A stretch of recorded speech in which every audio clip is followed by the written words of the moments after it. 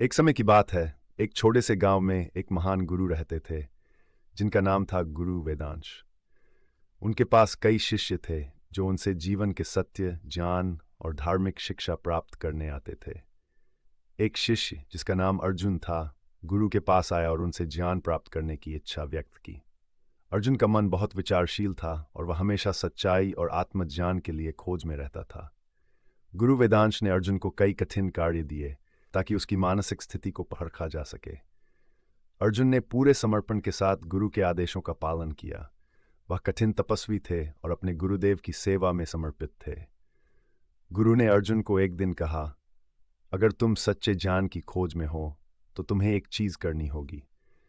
तुम्हें इस जंगल में जाकर एक अनमोल रत्न खोजना होगा।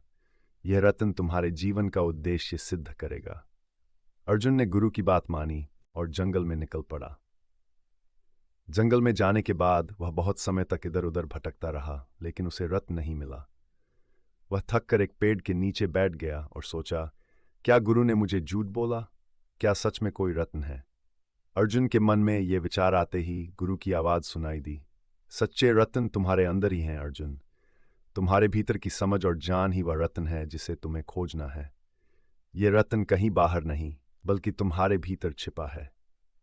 अर्जुन को यह बात समझ में आई और उसने अपने भीतर का रत्न यानी ज्ञान और आत्मबोध को पहचाना। वह गुरु के पास लौट आया और कहा, गुरु जी, मैंने वह रत्न पा लिया जो आपने कहा था। वह रत्न मेरे भीतर ही था और उसे मैंने पहचान लिया। गुरु वेदांश ने मुस्कुराते हुए कहा, यह ज्ञान ही सबसे बड़ा रत्न है अर्जुन। जब तुम अपने भीतर की शक्ति और ज्ञान को पहचान लेते हो